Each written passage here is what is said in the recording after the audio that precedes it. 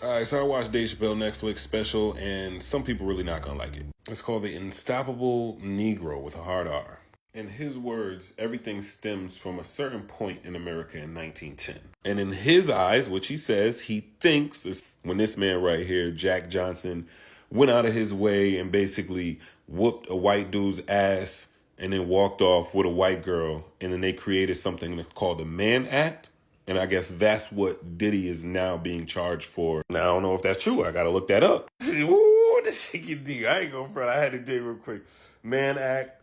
You know what I'm saying? Jack Johnson, right? What is the Mann Act? What do you know about Sean Combs, right?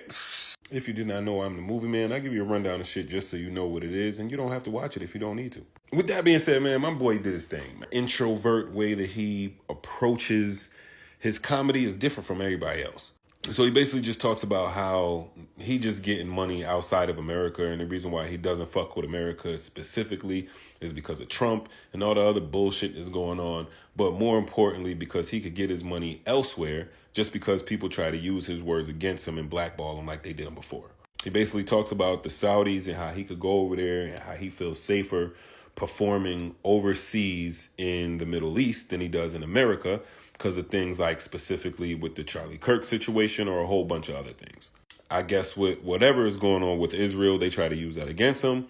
So he said, fuck it. I'm going to just keep going over there. I'm going to keep getting money with them because they pay me good and I can do whatever the fuck I want and I feel good. Then the part that I like that he goes on to say, he talks about how us as black people, we need to just stop running with conspiracy theories and just shut the fuck up if we don't know what we talk about. Everything can't always be true. If you think it's that, then say that. But don't say that you know for a fact, which a lot of us have a problem doing, including myself sometimes, I will say. So then what he did is he broke down the simple facts of what he does know, whether it be the hip hop police and all the shit that went on with Big and Pac, or even just how he's hanged out with Diddy and, you know, the entourage before, and he was watched before, and he had situations that just didn't make sense. He even talks about Nipsey, Dr. Sebi, and the whole trying to make a documentary, and then Nipsey unfortunately being unalived. Now everything else gets a little wild because Chuck Berry, he was bugging, transporting underage girls across state lines, Jack.